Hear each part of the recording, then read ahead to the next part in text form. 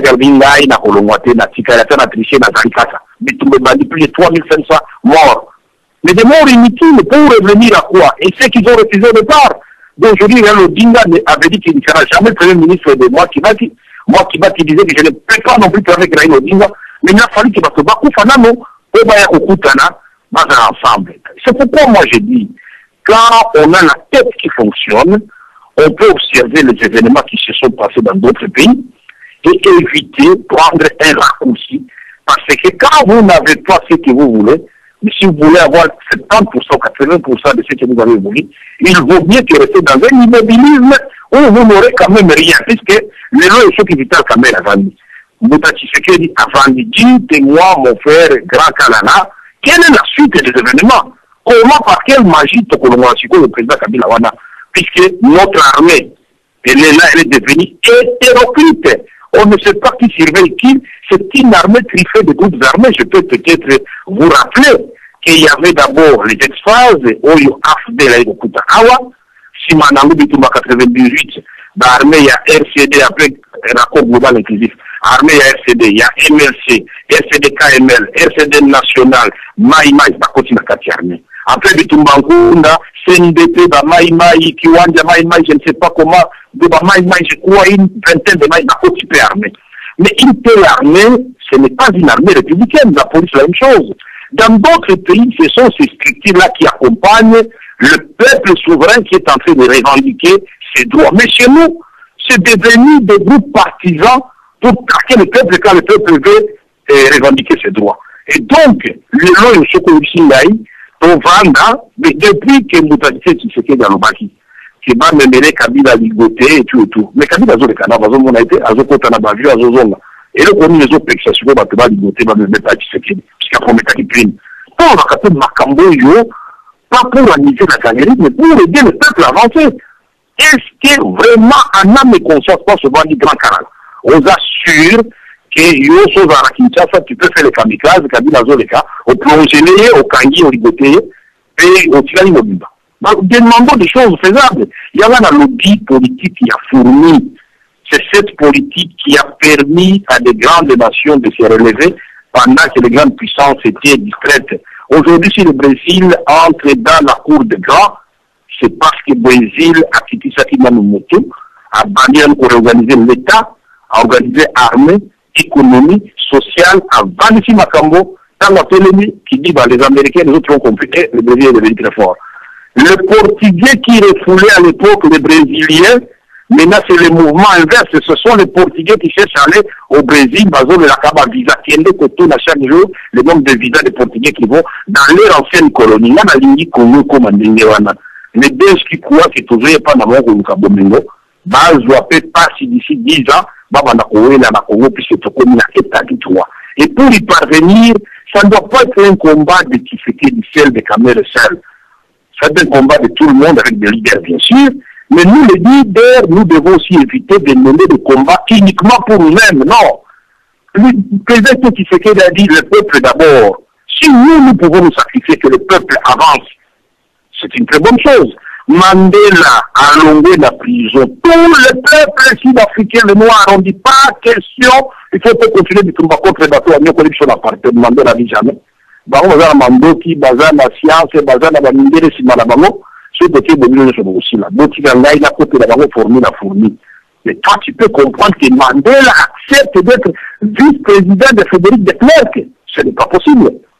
Mais qu'est-ce qui s'est passé après? Mandela a du pouvoir quand on dit on a tiré dans les caméras kuna banini bani bazu peut continuer.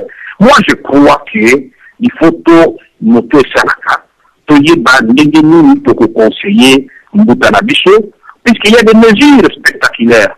Donc, on va voir des mamans qui se qui est terrible. Mais le lendemain, c'est quoi? Polali, Moïdini, et là, comment on peut changer? Et moi, je ne voudrais plus de ce genre de politique où on fait du surplace. Si nous devons engager le peuple dans la rue, alors pourquoi notre leader, le jour de la proclamation des résultats, puisque c'est à ce moment-là, il faut battre le fer quand il est chaud. Pourquoi il a dit, peuple congolais, soyez calme, je vous donnerai des consignes. Bon. Consigne, on va faire ça depuis est-ce que tu ne vois pas que le temps passé, le peuple déjà de mobiliser? Il faut qu'on trouve d'autres voies. Et moi, je ne vois pas d'autres voies. C'est la voie prônée aujourd'hui par l'IDPS, le dialogue. C'est la voie prônée aujourd'hui par les évêques, le dialogue, la communauté internationale, le peuple congolais, sur la bonne solution. Mais chacun peut proposer son schéma, ce n'est pas une panacée. Mais Toyokana, schéma Nini, faisons toute la réunion de l'opposition. Moi, j'étais correct. Mon schéma, à moi, je l'ai envoyé par écrit à Albert Moleka. Il y a fait des amendements pour le compte de l'IEPS. Mon schéma, je l'ai envoyé à tous les députés de l'opposition. Je l'ai envoyé au MLC à tout le monde. Je ne l'ai pas caché. J'ai reçu des amendements sur ce schéma-là. Donc, on a dit, bon, c'est moi qui connais tout le monde. Et Zali Moussala d'équipe, nous nous rendons compte que si nous faisons l'immobilisme, nous allons faire des jeux de celui qui est là, parce que qu'on le veuille ou pas, celui qui tient les manettes du pouvoir aujourd'hui, c'est Joseph Kabila, puisque ce n'est pas Kamere qui le veut. Mais quand vous dites, nous allons aux élections, puisque en 2006, Boutetiens Tshisekedi a boycotté l'élection, il est parce que Bazaki d'accord n'a malheureusement n'a pas fait un plus qu'à traiter. Mais, quand on toquait les élections le 28 novembre, ça signifie que nous acceptons les résultats et nous sommes conscients que c'est un tricheur qui est à la tête de la CENI.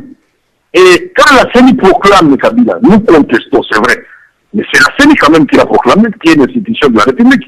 Quand nous avons la Cour suprême qui a entériné les résultats de Kabila, la Cour suprême nous renvoie à la maison et Kabila prête serment.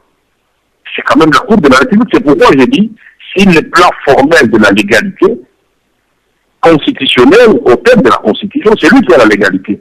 Mais la légitimité, c'est-à-dire, c'est lui qui a été élu, plébiscité par le peuple, c'est Etienne Tshisekedi. Il dit, quand les deux sont disjointes, la légalité et la légitimité, il y a une crise profonde dans le pays. Et le schéma pour en sortir, c'est ce que nous devons présenter. Merci, Tolandio Nabokebi. Peut-être une communauté de quoi la radio Tchondo, dans notre proposition du balai, on va voir que le solo, Botia, un gouvernement provisoire, bon, dans l'élection, bah, monsieur sur le bilan, bon, sur le gouvernement national, bah, monsieur habité, le bilan qu'on a pour qu'on demande, c'est bon, d'accord, qui se guette comme président. Je note tout ça. Bah, mais quoi, la direction doit faire la proposition, on a mis la radio solo, sur la proposition, ils allaient, dans la sécurité, on a l'édité, il y a la terrain, bah, tout de la langue, depuis tout, sur la bino, na banda, bon, de courir, c'est 4 réformes au bilan. Il y a un barrage à une des handicapés baignants. Ce n'est pas possible, on n'est plus dans un pays, on n'est plus dans un État. Pour ça, la situation est au cours de la tête, puisqu'il y a un mot comme ça, le Salema qui ne veut pas l'action de Salema, on peut continuer à aller faire la solo. Alors il faut y aller avec beaucoup de tact. Merci, Tolandio Nabokebi Vital Kamere, Tolekana Epende Konabiso Papi, Bisikita, Topesio Maloba. Merci. Merci pour la parole d'SV. Merci, bonsoir, Baligno Saradel Solo, monsieur Vital Kamere. Nanako nakozala en bref nako tuna mutuna au salara déclaration moko lobaka que oza na plan ya ko sisa crise oza na est, mais ce qui totali bien à l'époque il y a Kabila père Barwande nyoso bakendaki. Mais tant que vous avez une carte de mouvance présidentielle, tu comprends comment la Rwanda a besoin avec force. Donc, bien on a besoin de ces banques avec force. Il y a un combat à l'élo, il y a Congolais nyoso, à pour ça que Banguna nyoso, Rwanda nyoso, basa la Libanda. Mais na est kuna basa ko violer ba maman, ko bomba batu et Rwanda basa ko bomba tout une village. Et après, tout un village, et après, Bazako, Kocha, Batuna Bango, Barwandais, n'a habité Soki, aux alliés au courant, Yamakambouana, au Batueri, Isako Salmakuna.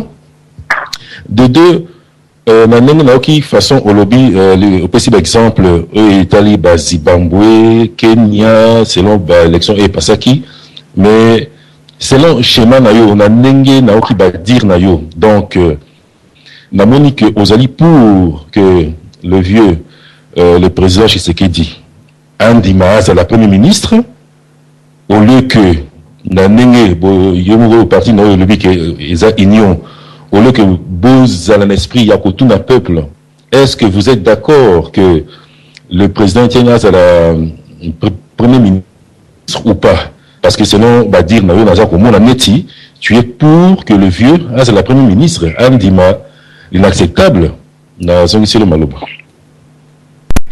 Merci. Merci beaucoup, Ndeko. Nakasi Bisikita, le combo c'est Bisikita, je pense, la commission au l'initiation de Bisikombo. Merci beaucoup. Merci beaucoup. La question de Nibaleza, il y a Tina Makasi. Il y a Liboso Bakolobaboye. Le plan de sortie de crise, on en est comme ça, là. Liboso, j'avais contribué effectivement d'accord à Lusaka, dans la plan de accord à Lusaka, on signé le 10 juillet 99, le 30 juillet 99 pour la TABA RCD, le 30 août, le 30 juillet pour la MLC, le 30 août pour la Batoya RCD, et puis tu as signé le 8 avril 2000, la Kampala, le plan de sortie, le plan d'engagement de Kampala, et puis on a signé au Zimbabwe le 3 décembre 2000 le sous-plan de désengagement de Harare, et puis le 14 décembre, on a adopté la résolution 1342 du Conseil de sécurité.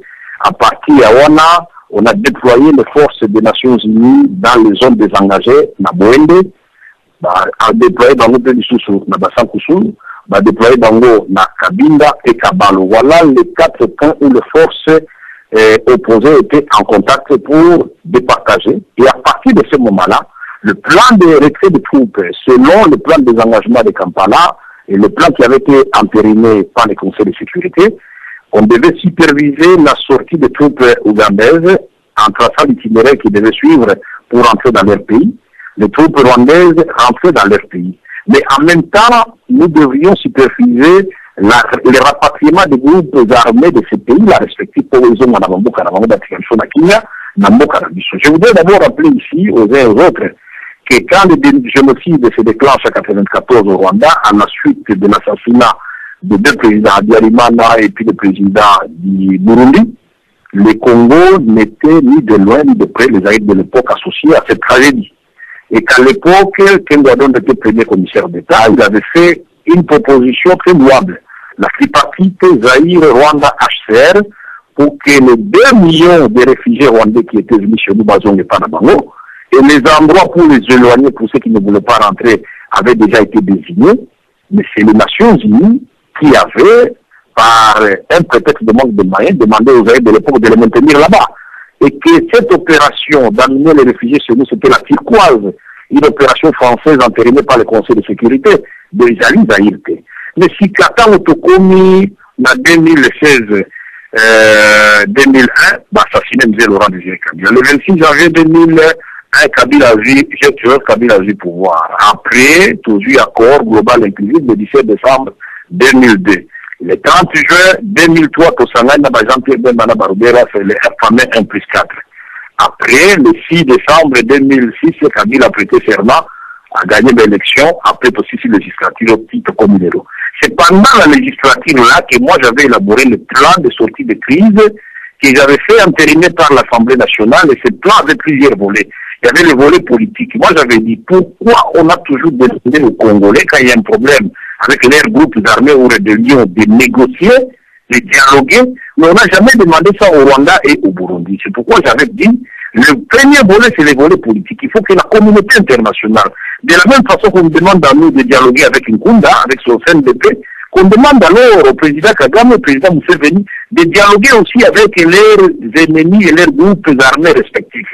On ne les demande pas seulement au Congo. Le deuxième volet de mon plan, c'était le plan diplomatique, puisque même à la période la plus dure de la guerre froide, Washington avait son ambassadeur à Moscou, et Moscou avait son ambassadeur à Washington pour maintenir, ne fût-ce qu'un lien pour gérer le fameux téléphone rouge, que c'était les 2 pays tenteurs de la bombe atomique qui pouvaient pulvériser le monde entier. Et donc, le Congo devait relancer les relations diplomatiques avec ses ennemis pour trouver un espace de discussion. Le troisième volet, c'était le volet économique, la traçabilité des minéraux de l'Est. Nos minéraux, peut-être pour ceux qui ne le savent pas, chaque mois, mais qui vous perd 30 millions de dollars d'exploitation illicite de minéraux. Et j'ai dit, si Kimberley a marché en Angola, en Sierra Leone, au Libéria, mais pourquoi on ne peut pas faire le même système de traçabilité pour les petits Congo? Et c'est comme ça que moi j'ai salué la loi Obama, dans l'administration d'Obama, où on doit désormais sanctionner toutes les multinationales américaines qui achèteraient le minerai illicite du Congo. Et nous avons demandé que les autres pays, la Belgique, la Grande-Bretagne, le Canada, l'Australie, surtout le Rwanda, l'Ouganda, tous les pays voisins là, emboîtent le pas aux États-Unis d'Amérique. Et le Congo, le principal concerné, devait avoir une loi beaucoup plus coercitive. Tolobi, il y a mis les volets humanitaires, 1 500 000 de Congolais en train de errer. Mais c'est un véritable plan massacre qu'il faut faire pour l'Est. Il y a mis un peu de Kenalombango, c'est la coopération régionale. J'ai dit, si tous les 4 volets, les premiers 4 volets sont respectés, il faut qu'il y ait des axes de coopération avec tous les pays voisins pour que les velléités de l'ICIT ne remontent pas à la surface et que ça ne se passe pas à la grande porte où de venir voler les minéraux. Mais venez puisque les Chinois viennent de prendre le Congo. Mais signez des accords de coopération où vous devez payer le prix qu'il faut pour accéder aux minéraux du Congo, mais ne venez pas par effraction tuer les gens violets pour prendre les minéraux du Congo. Et puis, Tobakisi, voler Moussou-Tolobi, il y a le développement. Tous ces jeunes gens qui sont démobilisés des groupes armés, mais ils cassent le Kalachnikov. Quand la Banque mondiale, à travers Conadé, les a pris en charge pendant 3 mois, mais quand on ne les paye plus, ces jeunes gens, mais ils vont aller déterrer les Kalachnikov pour commencer à couper les routes et à créer l'insécurité dans les villages. Et Tobakisi volait Moussou Tolobaki, ils allaient voler militaire. C'est-à-dire, après avoir essayé tout ceci, les rapatriements volontaires, maintenant on peut concevoir un volet militaire, pas le militaire du Congo, pas le militaire du Rwanda, pas le militaire de l'Ouganda, mais des forces venant d'autres pays, du genre artistes, dont la mission sera inscrite dans le temps et dans l'espace pour mettre fin à l'insécurité à l'est du Congo. Mais l'autre volet que nous avons dit, c'est le volet de la justice. Nous avons demandé qu'il y ait une cour mixte internationale pour sanctionner les viols, les violences et le pillage de minerais à l'Est. Cette cour-là sera composée de juges congolais et de juges expatriés. Voilà le plan que moi j'avais préconisé. Maintenant, vous me dites la deuxième question que Kenya, Zimbabwe, non. Nous sommes en face d'un président légitime qui s'appelle Etienne Tshisekedi et d'un président auquel on a donné la légalité qui s'appelle Joseph Kabila.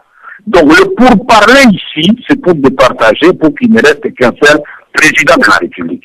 Le tout dépend de ce que chacun va mettre dedans sa judiciaire. Puisque vous savez, le contenant importe peu par rapport au contenu. Si celui qui aura le vrai manette pour commander et appliquer la vision pour que le Congo se relève, on va l'appeler le commissaire général de la RDC. Mais si celui qui a le vrai manette pour faire le bonheur du peuple congolais, celui qui commande l'économie, celui qui a l'argent, celui qui a la diplomatie, qui a ça, mais si c'est Etienne Tshisekedi, c'est celui qui est gagnant. Mais si on l'appelle président de la République et qu'il est président de la République comme le président israélien, il n'a rien lui depuis tout. Nous sommes dans quelle histoire? Donc on ne peut pas prédire de cela. Quand vous allez dans les négociations, vous devez savoir ce que vous êtes en train de poursuivre, c'est l'effectivité du pouvoir. Et moi, je refuse de rêver. C'est-à-dire, moi, je refuse d'abord que le Congolais meure, qu'il y ait une guerre civile qui va se déclencher, pour que finalement nous acceptions ce que nous sommes en train de refuser ici, c'est-à-dire dialoguer. Voilà tout ce que je suis en train de dire, mon frère Bisikita. Je ne suis pas en train de capituler. Je suis en train d'anticiper. Et si vous avez une autre formule que les Congolais sont prêts à accepter, vous me la proposez, je vais la soumettre à la volonté du peuple congolais pour qu'ensemble avec le peuple, on descende dans la rue. Et on va le faire comment? Puisque tous nos militaires sont devenus les premiers ennemis du peuple congolais. Tous les policiers sont fortement armés. Je connais une fille, petite sœur, à une connaissance à moi, pour ne pas le citer, Rubenga. Elle avait une grossesse de 9 mois, Bambi, la primogène, moi, la bateau. On avait tout marché en face. Le ventre gonflé, tout le monde a fait du sud, moi, on a confiné les bouts. Mais cette femme-là, la nation a gagné quoi avec ce combat-là? Alors nous devons savoir ce qui nous amène le peuple congolais à la mort, mais pour avoir quoi après? C'est ce que moi je suis en train de dire. Nous devons bien définir les étapes et les objectifs. Si nous nous y mettons, on ne recule plus jusqu'à la dernière goutte de sang. Mais pour le faire, il faut qu'on se rassemble et qu'on adopte une stratégie commune. Et là, pour la zone de Yangwana. Merci. Tolandi onabo kebi inyo surtout. Tokende epende kuna biso combattant Carlo. Tuna motuna na yo. Zala l'aise. Tuna motuna na yo. Ozwape réponse na yo. Merci. Merci mingi Papa Diane, na pesi mbote na pesi ndeko na biso na Afrique Vital mbote pe na pesi bandeko nyonso bazolanda biso na ngongolo pe na bayo toza na bango na mbote ndeko na banza ndeko Vital Kamerhe oza se souviendre na ngai ndeko ya yebisaka mbala moko ke ozana na 51 ans ozana na moi vie politique liboso na yo na yebisaka yo pe ke Tshisekedi ko gagner moi tembe moke ezalaki na banza na maponami to monde ba congolais baponaki po biso totanga ba signe de temps. Bon ndeko Vital naza ba question mibale na otourner un peu plus vite pour na pesa pe bandeko nzela na banza papa papi alobi yango nga na kolimbola yango na ndenge mosusu na banza problème eza kotungisa Kongo eza neti misapi mitano oza nango soki moko ezali ya kozoka nzoto mobimba eza maladi oyo ezosala biso mpasi mingi eza Kivu ndenge moko olobaka ozali originaire ya Kivu.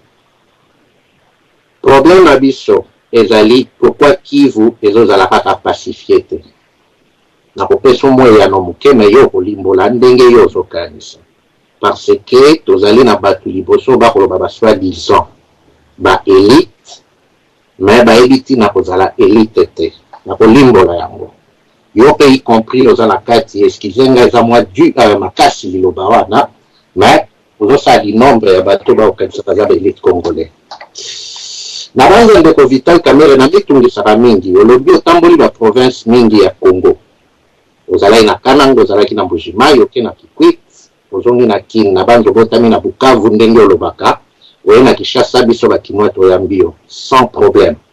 Problème nange ezalaka mingi ntango yo olobaka ke il faut totala 3 points ya mboka Mangala katikati pe est na banza nation moko te oyo ebotama ekweya boye lokola na nzete ebotami même France na banza babaske baza pe bato moko boye songolo na kati ya France mais na kati esprit républicain ebomaka babiloko wana etalaka mingi intérêt général donc natungisamaka mingi mpenza ntango yo otangaka mwa babiloko wana ok devoir na yo ezali wana eza remarque yo ofaire bouger makambo na Kivu mpo nayebi na Kivu soki bato bayebaki ke baa na bandeko na Kisasa te nde bavotaki Tshisekedi te donc ntango bapesaki bamapona basa bavoi na bango elingaki kolakisa ke azali leader moko posé national yango wana ngai eloko moko na koloba bapasi esalaka te mpa na yo mingi yango wana olongola équivoque wana parce que dérangeaka soki olingi par exemple na opesa exemple obi président ya mboka il ne faut jamais obtenir na babiloko wana eza danger pour la nation. Siko question na nge keye awa ndeko oyo bosha bauti kondima ke président na ye aza rwandais basolola na ndeko moko boye na Angleterre ebimi pe clair alobi ke oui aza na ye rwandais mais bakongolais motu bapesi ye maboko na bango wana aza kotuna bino ya basoi-disant élite congolais eloko nini ezosala bino bobangi po bobuskile eloko wana ekosala mboka na bino pasi wana première question na ngai eza kaka te bokende na diplomatie na banza Moise Kabila pe soki andima kosolola na bato ya basud africain na Mobutu ntina suka nayebi te soki elinga kosuka ndenge ndenge na banza okomprendre leo nalina loba. Deuxième question na ngai ezali olobi makambo ya makizali na banza ndeko moko asulevelaki yo bamakambo moko ya très important ntango mosusu yo moko remarkaka ngo te biso toremarkaka yo olobi non vie ye ifwa luka Kamerhe ayabo mais non Kamerhe na banza yo tolobelaki ngai yo reponda ngai eza te biso tolanda vie lokola guru moko boye po ezalaki badanger un républicain atalaki intérêt national na temps oyo biso tozali ezalaki temps motu nano tala poste te. Je crois pas que Tshisekedi lelo soit avec pouvoir à gouverner Congo oka ye moko ozana ba besoin la Kamerhe te. Je ne crois pas mais ebiti ya liboso biso bato diaspora tozali kotala ezalaki topikola le mal après tokosolola. Troisième eloko na suka awa oyo babilo na ngai akakikuse me yo olimbola na osenga na bino olongola complexe liboso ya banyangala kata ba belge yo otamboli ozokota bamboka oyo même ba français olongola complexe eloko eza koboma biso ezali complexe un ambassadeur belge aye aza ko se comporter lokola soki nani na Congo, mais na tikala komona jamais un Congolais ambassadeur awa et Merkel ou bien la ministre na ye ça la neti basiragere liboso na ye. Donc eloko na kosenga ndenge yo za kokamba lingomba na yo bobanda kolongola esprit ya complexe wana. Malamu ya kotala yo epa na ye. Ye epa na yo ke yo kende pa na ye. Yango wana na pesiona no mwami aloba mibale wana olimbola ngai likambo ya est ouest centre wana nde na kosenga na yo. En tout cas il faut longwa po ba ebikaka peuple elite azalaka po ebike po na nation ayaka kwa kangama na biloko moko po na ba intérêt moko po ya kovoter ye po na point wana ya mwa d'intérêt mo babengaka ya mabe epesa ba ressentiment moko boye oyo ememaka ba division nazokoselo maloba ndeko vita. Merci et na motuna malamu papa na biso Carlo ozali na maloba Vital Kamerhe. Merci combattant Carlo nakanisi makambo na ngai oza ko confondre na mingi. Plus nationaliste que moi tu meurs. Ngai na kokende pa na yo na osoano na Chiluma na osoano na Lingala na osoano na Kikongo na osoano na mireko nyonso to maka na mboka na biso. Donc ngai kotwana baza kodate bakamara na ngai za babusa bakamara na ngai zali ba Jean Lucien Busa ezali ba bavon comme par hasard bango nyonso ba kuja Kasai Équateur dongai da côté kodate. Mais ce que vous allez intellectuel tant vous allez ko sala la géopolitique en mboka na yo. Mais tu dois te ramener devant la réalité du pays de Konangaï. Le pays ici a plus de 4 ans et tout. Pour que tu que bon, Kolobasou qui t'était la paix, yo Kolobalisou sous le Mongoté, yo Kolobalisou sous Monokonoté, puisqu'ils sont aussi à la boyer, une année, tu dois sur la nation Mongoté. Non. C'est cette diversité du Congo culturel qui fait sa grande richesse. Tant on a convoqué en gros, et ça qui tant la stratégie, il y a élection. Tant on a Kendaka, Bukavu, Kisangani, Goma, Bakoto, Kunanyoso, égalité, tant on a Kendaka, Bushima, tout ça quand même sérieux. Tout ça qui est élection. C'est la mission Kindeki, Goma, Kindeki, Bukavu. Mais il fallait voir quand vous étiez sur Bushima, placer attaque Tonga, Nassim, les cours de quitté. La même chose quand vous vivez à Kendeki, Nabuka, Goma. Ça sont des réalités au cours et ça s'est noté. C'est-à-dire que nous voulons construire et que ce que nous avons la député non à terrain, au cours de la député, où il y a une place où il y a une voter. Ça, c'est pour des raisons purement tactiques pour la politique communiste. Puisque ma camarade est le docteur Ilo Aza au Canada. Ilo Aza Moutaboukav. Il y a un peu de Kambaba diaspora, il y a un parti au marché, partout. Aza Moutaboukav. La fille Coco qui est à Bruxelles là-bas de l'IN, c'est Aza Moutaboukav. Maître Aza na Paris, Aza Moutaboukav. Zoa David Ilunga na Londres, Aza Moutaboukav. Donc je peux te démontrer que nous sommes un parti à caractère national. Si aujourd'hui, colonel Azo Kambabiso, si vous na Canada, Aza Moutaboukav. Non, je peux vous démontrer à la Constitution qui les États-Unis, le parti à caractère national pour lequel il y a une césarité. Donc, quand nous évoquons ces choses-là, et ça dit tant plutôt ça, la stratégie d'Abisso, n'engagez pas pour gagner. Dans les lignes de Konanga, vraiment, au ligne du Shanghai, mais voilà, ce que le Kakina m'a dit, vraiment, le Rwanda, on a beaucoup d'ailleurs, dans la ligne nationale, Sangana, tu as raison, on évoque quand on était en désordre. Mais il y a un petit évoqué aussi qu'on y a lobby qui veut les en a passé. Pourquoi on dit qui veut en a passé? On dit au Baké, Congo les en a passé. Pourquoi le mot est tenu? On dit qui veut les en a passé. Vous comprenez que le mot est en a passé. Et là, est-ce on dit qui veut les en a passé? Bah, Rwanda va côté la mission qu'on a, pourquoi pas Tiango et si la caté? Je vais te répondre maintenant à cette question. On a Kobotana, Kenyaï, Vital Kamerhe, dans l'Assemblée nationale, parce que la téléméla qui Kambona a entré à Rwandais. Mais bon, c'est la capée Moninga combat a été.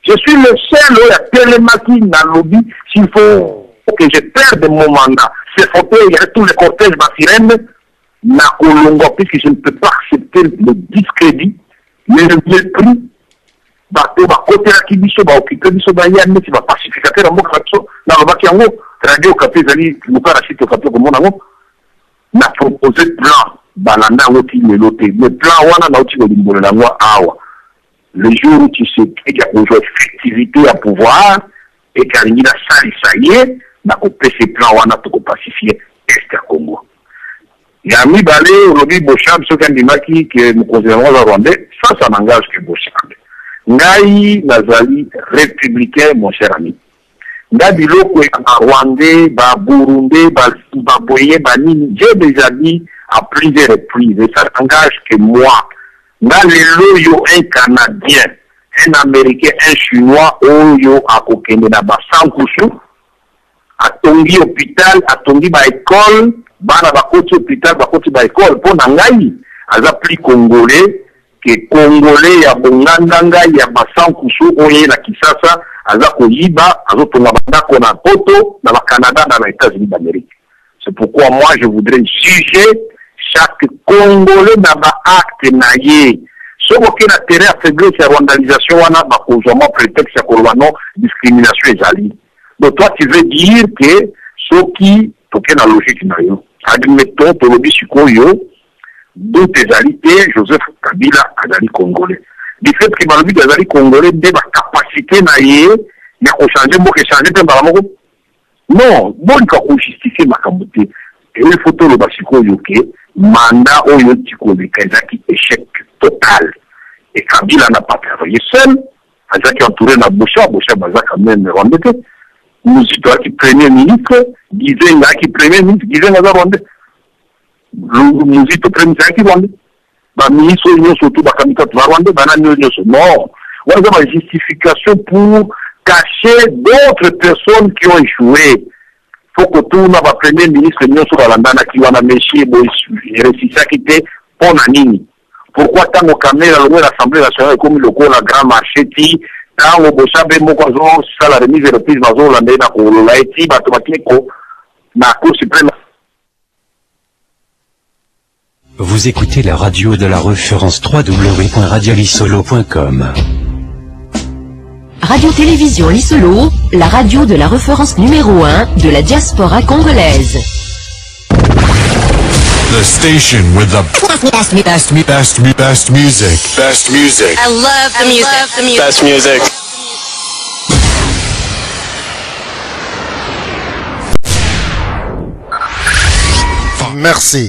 Merci na bandeko oyo nyos bozali kolanda biso na 3W Radio Télévision Lisolo tozali kokoba se kokoba na masolo na biso tozongisi maloba epa Vital Kamere. Merci. Merci Moline Bisanga na banda ko charger sous la unité mandambwana. Alors donc question à mibale à tout ngai abio ba complexe par rapport à monga na za complexe par rapport à Belgique. Il y a comment mikando wa bezo ko combattre na kotana za la calme. Ngai modèle na ngeza luna eza ba Belgique. Modèle na ngeza kambe luna au Brésil parce que ngai na dit que Congo c'est la deuxième forêt du monde avec 280 millions d'hectares de forêt. Donc nous sommes la deuxième solution du monde en ce qui concerne le réchauffement climatique. Je sais que le Congo c'est la deuxième réserve avec 120 millions d'hectares de terre capables, bien exploités comme au Canada, comme en Afrique du Sud, de produire pour 2000 milliards de bouches, c'est-à-dire nourrir 2 fois l'Afrique. Le Congo, je sais que c'est 53% de toutes les eaux d'Afrique. Là, on va la complexer par rapport au Belgique. Le fleuve Congo, 4736 km, Mandi, Nakatanga, Elekina, Maniema, Elekina, province orientale, Elekina, Équateur, Bandundu, Kinshasa, Congo, Talamaïne, Katsimbo, Kamomba, don de Dieu. Mais partout, Eleki, dans l'exploitation de la bilangate, dans Pessi, Batoba, Melate, et ça, pour ça, et l'eau, comme côté même, dans eau vivete, et qui est comme bois dans la mer, et comme une maille à Mungu. À l'embouchure là-bas du Congo, mon projet c'est quoi? Je vais demander aux Tchadiens, besoin de pétrole. Maille aux Okota, ou à la mer, et qui me gobent, ma pamba, bon, ton n'a pas épinal, Mozwango, bon, on a foutu à Mosolo. Jour où on s'accorde à Bichot pour Kassimaye, on continue à la Libye. Comment, comme leader, à partir de Maille, on va passer, autre salam, et l'eau comme côté. autre ça na ngolo mokote mais kala ba rivière ba lubilanchi ozo koto ba luka chwapa o ba luka koto Ruzizi o ba luka koto alors la kumoro la kivu o ba non c'est quel pays gâté par Dieu mais to que le chiko na ba réserve énergétique mais so otangi inda otangi zongo otangi mulumbishi otangi nzilo otangi katembe otangi lubilanchi ozongi wakakobo ke Ruzizi ok chopo ok chwapa non mais c'est un pays gâté par la nature mais en même temps tout on a courante.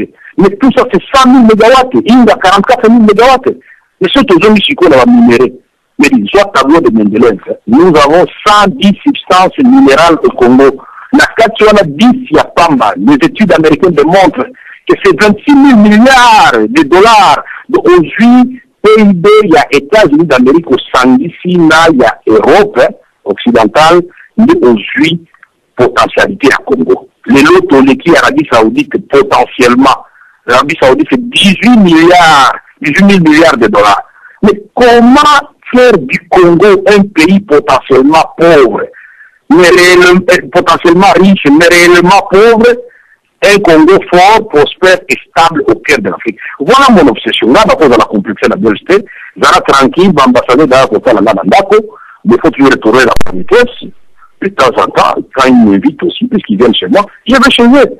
Mais là, tu as complexité. Le complexe, il faut l'éviter dans les deux sens. Pas de complexe de supériorité, pas de complexe d'infériorité non plus. Mais moi, j'ai une grande ambition pour notre pays. C'est un pays fort, un éléphant couché, mais côté les mains avec les 9 voisins. Quelle position géostratégique? Un pays, mais dites ce que dit Valérie Rambo-Karabso, je ne sais pas. Mais Bino, Nangai, Nambuta Tshisekedi, Nabao Nyoso, Bazana Bolingo ya Congo, Soto Sangani, Bandekonanga, le Rozanga Kaka, c'est l'état de droit. L'état de droit, ça veut dire quoi? Et le Congo, il faut mettre une armée républicaine en place. Le militaire doit être bien rémunéré, bien équipé, bien logé dans les casernes où on va trouver des écoles et des centres de santé pour ses enfants, pour sa femme. Les policiers, la même chose. La deuxième attribution régalienne, c'est la justice. Là où il n'y a pas de justice, il n'y a pas d'état de droit. Mais la troisième attribution régalienne, c'est l'administration publique. On a tué à l'époque, on disait que quelqu'un est clerc. Aza molakisi, mwana ya riche, mutwana za bien, aza na nyoshe chemise ya pembe, pantalon ya mwindo, alati cuir na bakolo. Voilà ce que nous voulons, l'état de droit, une diplomatie de développement. Pas des ambassadeurs qui vont là-bas pour s'embêter et parler de Kabila à longueur de la journée. Non. Nous voulons les ambassadeurs qui vont vendre l'image du Congo, pas l'image du président de la République. Nous ne voulons plus des hommes mystérieux qui sont d'ici. Non, voilà, ce précis, la complexe des affaires de Bonangal. Tranquille, vous aurez le temps de lire ma vision pour un Congo fort, prospère et stable. C'est le dernier livre que j'ai écrit, après avoir écrit Le Congo, terre d'espoir pour l'humanité. Et mon livre, je suis très content, je vis, l'un de Saint-Moulin, qui est notre ancien recteur, a écrit dans la CEPAS, la Bilka CEPAS, et il a vraiment pris mon livre comme le livre de l'année. Il a résumé, il a dit tout celui qui veut connaître le Congo n'a qu'à lire le livre de Vital Kamerhe, et ça me fait plaisir. Mais quel complexe je vais avoir vis-à-vis de qui que ce soit. La pression de Singing de Gonanga Carlo, combattant. Merci na intervention na yo. Vous écoutez la radio de la référence www.radiolisolo.com. Radio-Télévision Lisolo, la radio de la référence numéro 1 de la diaspora congolaise.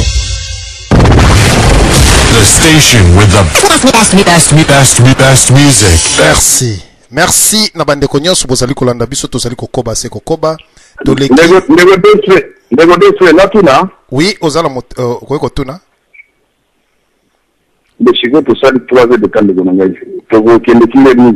Na banzi bandeko oyo bazali na nzela ya singa vraiment bazali tokosuka émission na biso na 22h na bandeko na banzi totikali na moi quelques minutes. 22h. Oui, na 22h heure na biso mpo na bandeko msusu ba profiter. Na bolingo ya ba combattant il a supporté numéro 1 na bango, bon ça va, na minute 22h mais tout le qui s'attache bien de mon côté bino ya la parole hein. Donc j'ai la notion malamu. Merci. Toleke pa papa na biso odompambu topesi maloba. OK, merci DCV, bonsoir à tout le monde. Bonsoir papa Kamerhe là odompambu. Makokeli mbango na maloba nanga. Je pense que Nalandi yo ande ko tout une question là naza combattant parmi les combattants les Arabes. Manuel le baïdo paliboso sans doute que Kabila c'est Rwandais.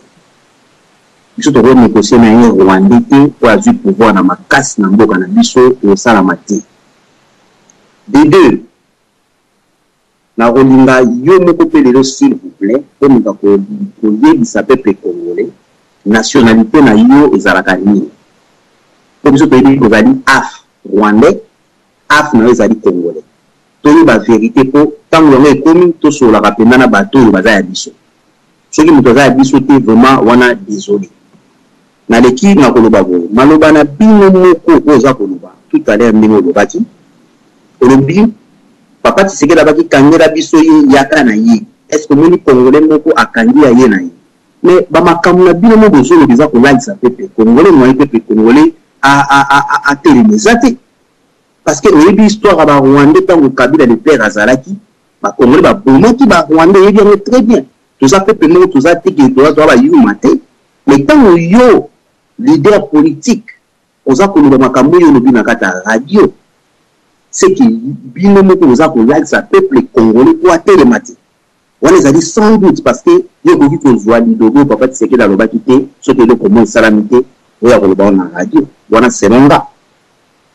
Alors naleki na koloba boye nga naza na proposition ya kosala na yo te papa parce que yo moko obimisaki bakarte de lecteur au nyonso ozwaki c'est-à-dire que Kanambe Kabila atrichaki et c'est Rwandais toko négocier na été de par force toko mboka wana parce que ça biso ba congolais yo na bande ko susu papa na mabe naza komona bino bozana ba langage moko eza kodi on dirait bolingi te on dirait bokei te yango ngana koloba ngapena naza na confiance na bino te ata mokiki naza na confiance na papa Tshisekedi po azolakisa biso yango alobi non après avoir kolakisa batriche nyonso elekanaki yo lobi olingi oza na besoin de négocier en plus tozoloba ke Kabila c'est Rwandais yo lobi ekochange eloko moko te papa nga naza désolé nga na koyebisa yo ke Congo wana ata lelo te ata lobi tozwa yango mpe ntango tozwa yango tokolinga lisusu te moto azali af aya kokonza biso lisusu nde papa Tshisekedi azolinga ezonga na pouvoir ezonga na boka wa congolais et pour finir nalingaki bino nyonso mpona aza na confiance bino fale kozala na nsima papa Tshisekedi aza vielu yo moko oyebi ntango olekanaki na bakampagne na yo ozalaki tosio na yo mais omoni makambo ekomi na sur terrain. Je pense que moto ya mokila te ya makambo mbala moko mais mbala mibale te. Voilà où les arrêts qui intervention en race pour répondre à problème. Merci beaucoup. Bye bye. Merci Nabanzi. Merci beaucoup combattant Pambu. Il y a Liboso, aux Ongi du Cambona Kabila, c'est un Rwandais. On a respecté point de vue na yo, mais il faut on dit ma point de vue ya baninga. Ngai na lobaki na kokota na ba guerre ya rwandalisation te ya ba étranger te na niveau nga na komi leader munene. Mais on a respecté point de vue na yo. Yami bale kotuninga na ibsa peuple congolais, ceux qui n'azali congolais, toi n'azali étranger. Le peuple congolais ça répond de te. Malgré tricherie à Pasteur Moulumba na bini 3e. Donc après toi les 1,600,000 Congolais va voter qui étranger pour eux.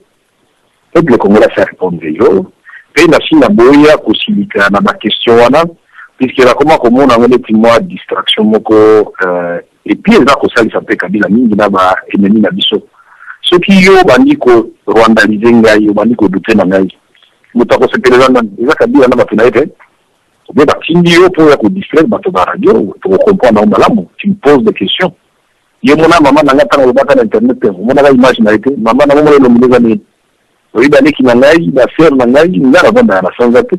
Dans la famille, il est banni, donc, depuis au moins, la petite université, école primaire, maternelle, n'a pas cité les, n'a pas la kifi n'angai, n'a pas ni n'angai, sur le tanga n'a pas bon, puis baza kolanda dans la simnasikoyo. Baza koseka mingi tango za kolobana puisque na banda ko imprégner de la classe partout ba dina bien donc et le quoi na kota ngo pepe na limbisio Et puis, là, on a le bas que pour les combattants, j'encourage votre combat. Mais dans le bas, il y a un combat, on a un comité, il faut puisque ceux qui n'ont pas eu le Bélabino. Donc, on est rwandalisé, mais si vous avez un leader, le leader, le bâti, on a commis Malawi, il y a commis ce qui non.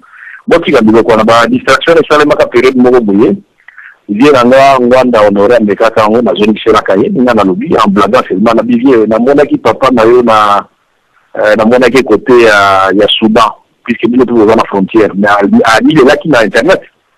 Donc, ça, tant qu'on a pour le moment, ça ne passe. Mais sur la zone, c'est lui, puisqu'il y a la frontière, et soit Kamakasi. Donc, le problème, Nangaï, Nakambaki, processus appelé Nambo Canabiso, Nagaki ministre de l'information, j'étais président de l'Assemblée nationale, n'a renvoyé qu'un bilan Nangaï, autant Nakambaki Assemblée nationale, il y a solo, quelle contradiction, n'a démissionné pour Barondé Bakoti, mais n'a rien à mettre en bon côté. Pourquoi la bête qui m'a beaucoup côté? Donc là, c'est une contradiction incroyable. Dans l'ambition, puisque m'a dit que nous avons fait monter maintenant au bien. Au lobby, biso da leader, tout ça qu'on le bat, il faut banga, non, il faut banga tout de qu'on a gagné. Vous savez que il faut tout et ça là. Il faut pas couper ça. Allô, n'habitez sur vos organismes. Tout ça qu'on l'a yo? Tout ça l'a très bien. Il faut jamais couper ça. Il faut jamais couper sa occasion. La moto yo, à l'union Tangisamakia, peut-être la Tangisango à l'occasion dernière. Il y a un lobby bouillé. Peut-être qu'on a un lobby bouillé. Si nous devons concevoir une stratégie, parce que nous sommes tous aux alliés démocrates, il faut, c'est une obligation quand on est partenaire, mais qu'on a gagné. Mais il faut président Etienne Tshisekedi oyo ngai okobutata mukete ngai nde nabemisaki moto pe mongongo motaliboso mpona kolaka ye nde aganyaki. Et puis bipai nyonso nakendaka nalobelaka ye.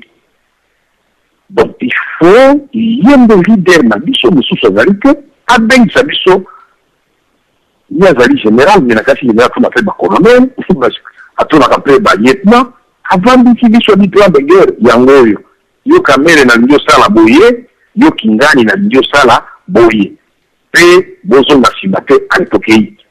Ko ba bozo mabe, eza mabete. Mais en même temps, nande balobaka talk and fight. Mais au remettre li solo, oza ko distraire moto mekoto zo stratégie ya ko bimere la ndenge msupeza ko salema.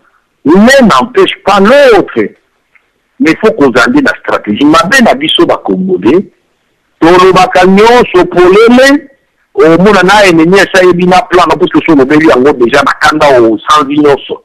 Alors ba basta mususu wazo bana monoko yango nda ko sale la te pour surprendre l'ennemi. Conseil na professeur ya mwana mboka eza mboka na biso ya ba Congolais. Mota oboto na mope ajalite na lobaki yango banso la nakite et quelle que soit la longueur de la nuit le jour finira par apparaître. On a déjà convaincu de lokwana na kima Kisasa te naza na kati ya Kisasa pe makambo na zolo banaka na kati ya Kinshasa ndima ngai quand même ba misusu wakolo belanga na Kinshasa bote pisi akobanga ane razola ndarabi solo na milita zola nango yo razo zola nango te bazola nango donc ndima kape bato yo bazo sala la boka mais nul n'est parfait basabukila kakandambe. Merci nabanzi tolandi intervention na yo. Tokei na lombango epai ya ndeko na biso combattant Mukulumpa topesi yo maloba. Combattant nani kombo Mukulumpa topesi yo maloba. Oui, Mukulumpa. Merci papa DSV na repesa nga maloba na pesi mbote na bandeko nyonso baza na conférence mbote na bana nyonso radio lisolo na pesi mbote na Vital Kamere. Bon, question na Mukulumpa. Vital Kamere, question ça pour lui. Bon, d'abord, nous sommes politiciens. Nous avons contesté le fait qu'aujourd'hui, nous sommes politiciens, par rencontre, par négociation, par dialogue.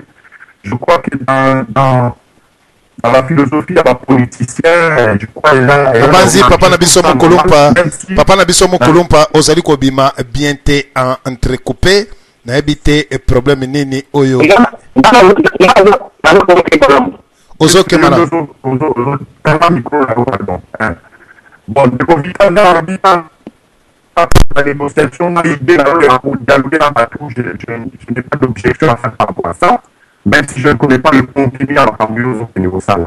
Mais le problème est pour embrasser, je crois qu'ils ont embrassé la Congolais belé en ce moment, c'est que yo, pardon, la comparaison n'est pas raison. L'olenge mokona bandeko mususu lokwa ba lisanga bonganga ba Roger Lumbala ba mususu oyo balinko longwa limete, ce qui justifie acte na bango ya kokende na parlement lelo. Vous utilisez des arguments o ezali kolinga et discréditer Etienne Tshisekedi. Vous appuyez sur des choses oyo ezolinga bobimisaye lokwa ye aza fautif, lokwa aza mutu moko boyayo ke la rabatute, lokwa Etienne Tshisekedi il prend tous les droits, il a qu'à décider sans consulter les partenaires. Là, il y a tout nayo. Ozayi le premier, ozo beta tolo ke yo mutaliboso, oloba ke Tshisekedi a gagné. Mais o sareta ki wanate, oloba ki pe tina okende ki na comporter plainte contre la fraude à l'élection, et zala ki pona nini parce que fraude est massive. Tshisekedi n'a pas été proclamé président de la République, il s'est autoproclamé. Tant que makambu ya élection, bino bo contester bo monike ba irrégularité zalaki ba fraude zalaki. Pourquoi vous ne contestez que les fraudes au salamaki na élection ya présidentielle? Pour l'obia les élections ont été faites le même jour.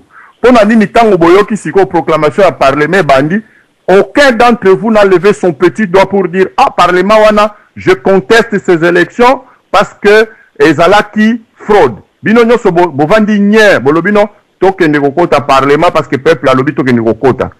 Même si vous reconnaissez que ce que Ngoyi Mulunda a publié, ce ne sont pas des vrais résultats et que ba PV bozali na yango ezali kolakisa que Ngoyi Mulunda a manipulé les résultats et que bato babimi ba député mususu il ne méritait pas, ba mususu oyo bazali banda il méritait d'être na parlement.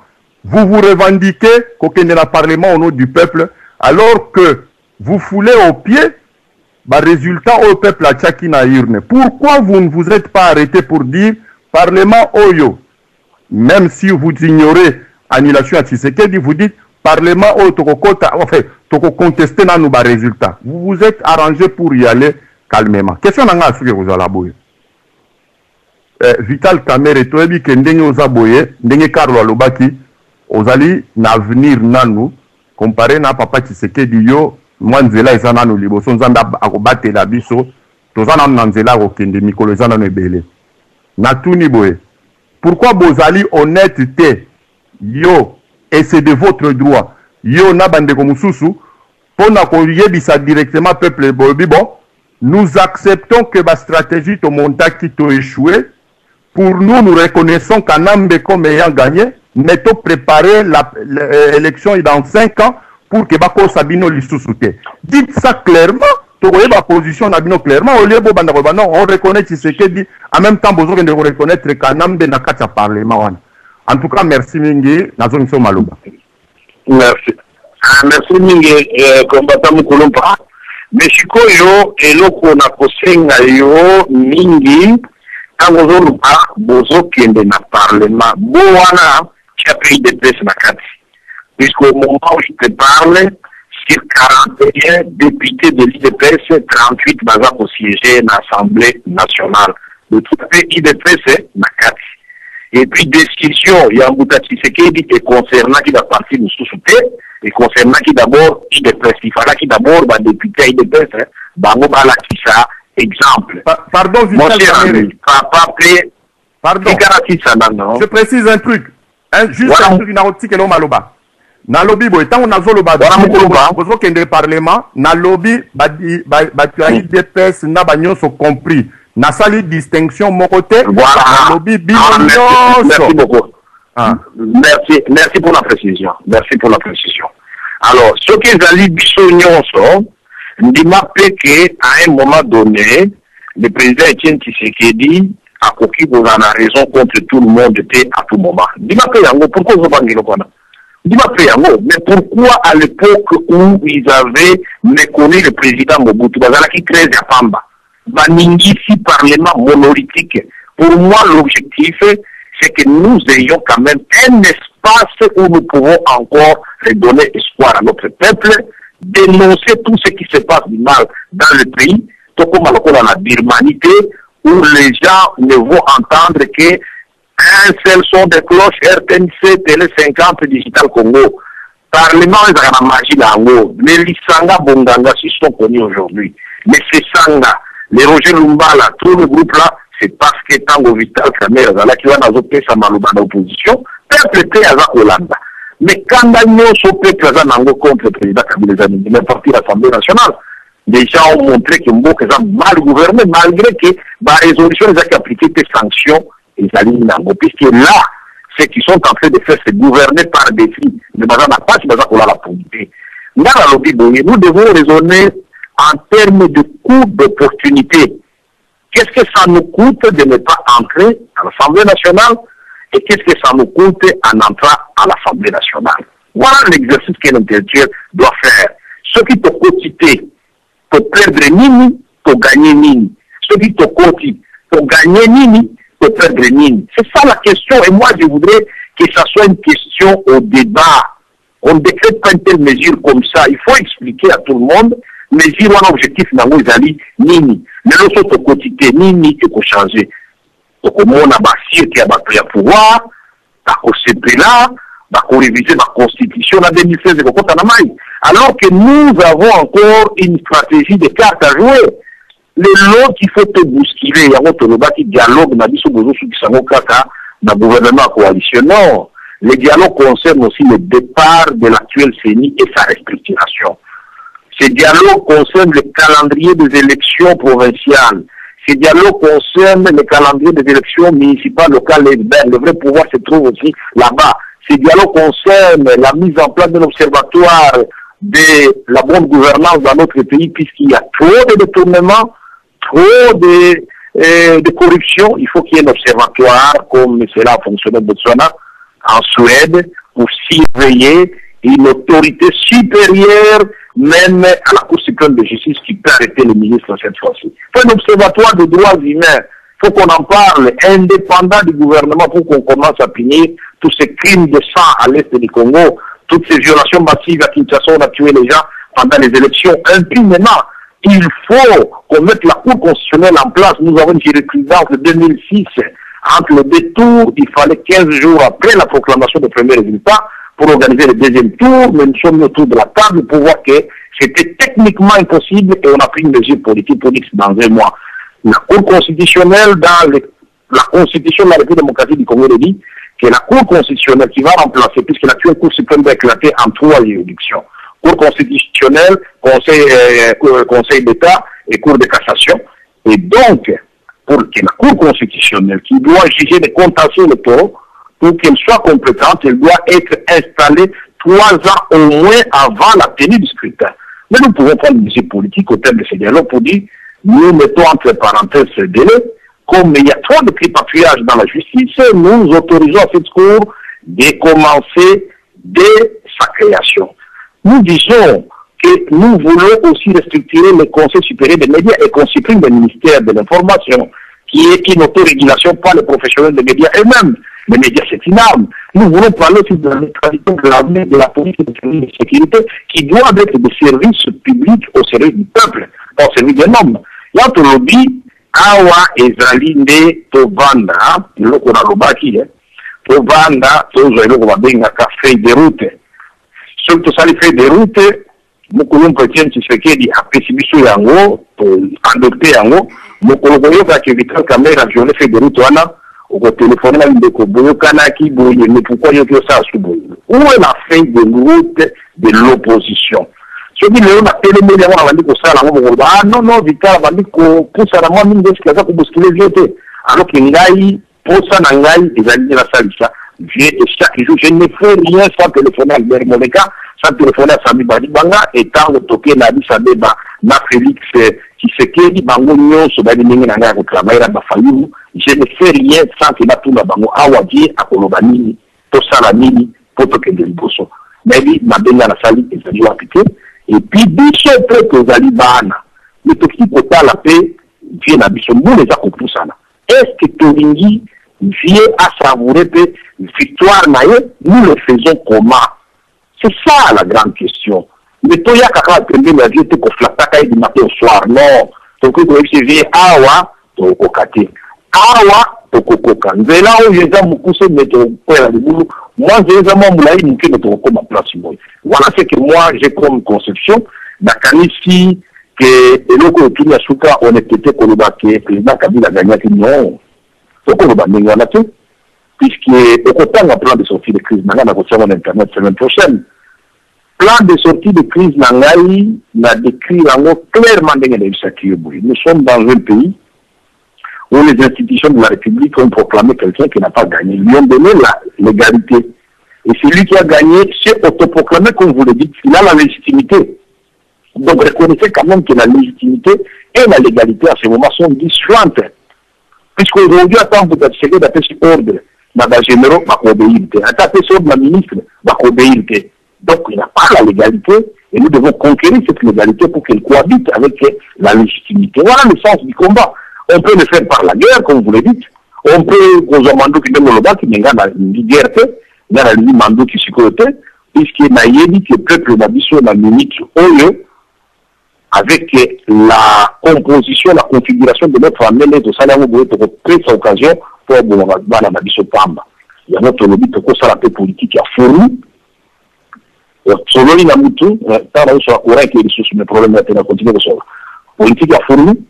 Et puis, vous voyez qu'on remporter la victoire, peut-être, au peuple de bataille, mais la bataille, j'ai béni, il faut que l'on a.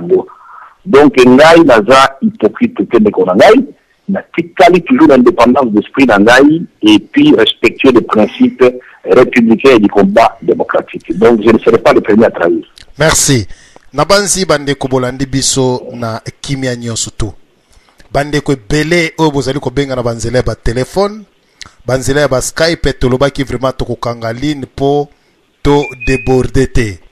Mais na ko pesa mbote oyo vraiment mama oya a insister makasi, mama na biso na kombo ya mama moko akomi apesi mbote mingi na Vital Kamere ye azali na Canada mwasi ya Deyo Chebenda abanzi na ebite soko yebi mwasi ya Deyo Chebenda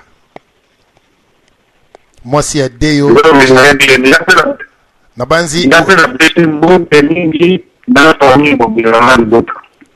merci na banzi bandeko nyos obo sali kolanda biso to ofungoli li na biso to zaka na besoin ya 3 mama pambate mibali balobi oyo tozali kobundela bazali kovioler ba mama. Alors to fungoli line soki oyebi ozali mwana mobali en tout cas ko benga te to tika ba mama ba benga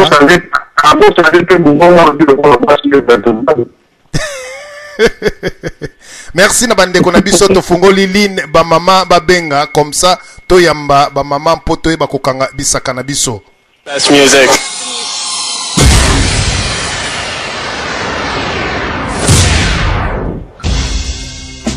Vous écoutez la radio de la référence www.radialisolo.com. Radio-Télévision Lisolo, la radio de la référence numéro 1 de la diaspora congolaise. The station with the best music. Best music. I love the music. Best music. Aha! Remix! Mr. Flavor Funny Dance Hard and a shower remix. You know? When you go continue Radio-Télévision Lisolo, votre émission patriotique animée par DSV, les combattants de la cause nationale. Maman Makila, Yaye Akoyodi, Maman Marthe, Maman Nounoué, Namo Shinglapa, Yoka, Radio-Télévision Lisolo.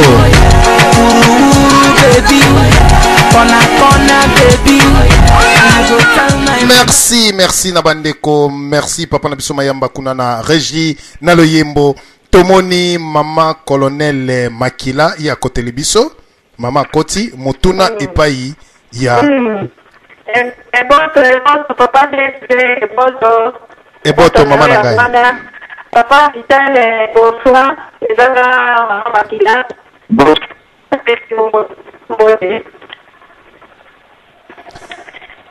Maman. Question avec papa Vital. La question avec la je fais pour faire le gouvernement pour les habitants du Congo. La table na totale na communauté attend attend pour le jour pour faire le gouvernement du Congo, le parlement. Donc, c'est-à-dire que mon concours de début, c'était pas qui se m'appelle. Donc, c'était pas qui, à mon ministère de commune, à madame Kodoyo, il y a changement au débat qui n'a pas de Congo. Donc, tant que tout le monde a entendu, donc là, il y a un cas. On est quelque chose en grande ligne, mais pas pour tout là. Il y a un fait à vous aider, toujours, qui est là, à Congolais. Congolais, il y a tout le monde Congolais. Ben, la conscience, la âme, la puissance de l'autre Congolais. Congolais, nous, quand on a un petit temps pour l'anneau, maintenant, on va mettre un temps pour l'anneau, parce que c'est tout le monde qui a il faut la libre, mais il va pour la journée Kabila. Il faut confirmer qu'il n'a pas Kabila. Donc, quelque part, on va dans d'autres là, holding en boca, wana. Balo baraki mboka, et si quand on va y donc il faut, Hollanda, c'est pour respecter Batouana, au Bayambio, na mboka na bango. Attendez que dit ça, la mboka ya Batouyo, au Tambolaka, toujours respecter, c'est pour na bango, dès nini des années la katia, mboka na bango. Donc, c'est ça, c'est que ceux qui Bayambi, bino malamu, donc c'est qu'il faut, ça na Batou, pour Bango na sima Mukongo.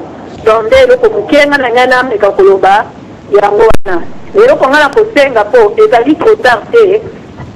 Na bolingo wana oyo yo Congolais ayambaki soit Kabila, ayambaki soit ba étranger nyonso oyo yo bayebi po mutu nyonso ebaka source na ye tikauti. Mutu nyonso ayebi. Merci, merci mama na biso Makila bozala mukuse. Na okatananga papa, na okatananga. Donc mai ya komela oyo yo tomela o bamela na esika kolala bapesa bango. Donc na de tarte soki okosa quelque chose pour mboka wana eza kosala quelque chose pour mboka nanga nangi o répondre ngana question nga tipi ya kosoke o zalaki président ya parlement kutu kuna nde mibeko lisusu. Merci mama na biso Makila to welela ntango ole ntango mingi. Wana nde réponse na hote. Merci to. Bon papa bonsoir papa. Merci mingi mama colonel Makila na moni olongwa Congo kala mingi. Na koyebisa yo ke nga na bandi musala na parlement te. Nga na bandi musala na ngai d'abord comme commissaire général adjoint ya gouvernement chargé ya relation na ba force ya Nations Unies. Na bundela mboka na ba négociation. Na koma ki pe commissaire général chargé ya processus ya paix, na bundela ki pe mboka na Siko Boye. Qui n'a comme ministre information, pas na comme ministre information, maman wana na côté so bilan, il y a simple. Quand je suis passé ministre information, la station na biso union supérieure d'intérêt la mboka ici là qui déjà posé la bombarder, za qui sauter. RTNC babana ola nangoka kana Kinshasa. J'avais prôné et le ko réunification communicationnelle. Les loyo RTNC au besoin capter wana na ba câble et zali œuvre ya Vital Kamerhe, c'est moi qui ai construit station digitale au Izali na Binza Iten avec téléconsulte.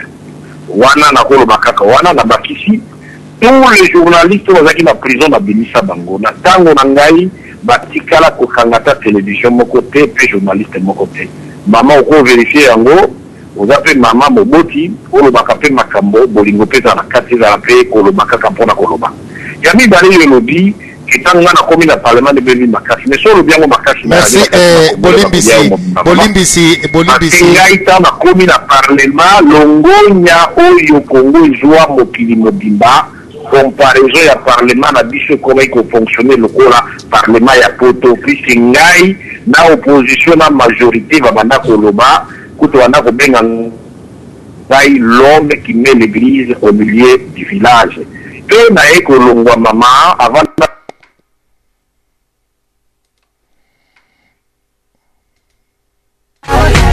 go tell and say, you be waka waka baby, you be chuku chuku baby, baby sawale, sawa sawa sawale, sawa sawa sawale.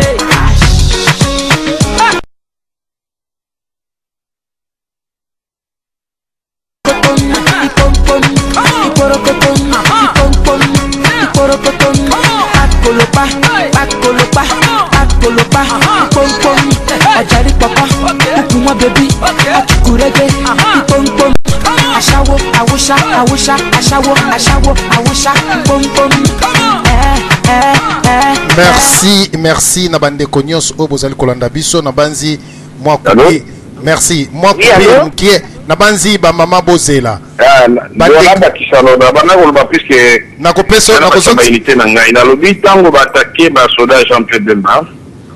Tout président du parlement oya utaki pe da parti ya Joseph Kabila na telemena kali kamongo pe na salaka communiquer pour na condamner ngo. Tango ba kiko boma bato na ba Kongo batabundu dia Kongo benga mbuta ne mwanda seni pona nini alinga ka Vital Kamerhe. Na telemena kali kamongo na bengi général Kalumbe na bengi sié 3 fois mobimba to dénoncer le Kwana. Mais tango to koli na ba contrat chinois to sali o ba benga ka séance marathon de 12 heures de temps. On a collecté ma contrat aux alis mabe mouy déjà na kati. Tango to komi na loko ba bengi ba troupe rwandaise ba kote pa na biso, les akisombele suka bisanga na démissionné na ngai da longo e parlement. Mabe na sala ki siko mama na éviter ezali wapi. Mais bon di makape bana na bino o bazali na courage ya kosala musala. Mais ceux qui boza ko di mangote moyen beaucoup encourager biso ezali te. Puisque ngai na longo e parlement d'après yo pour na nini po na ngai ka kolongwa ou bien na longo pour na mona ki ekomi mabe.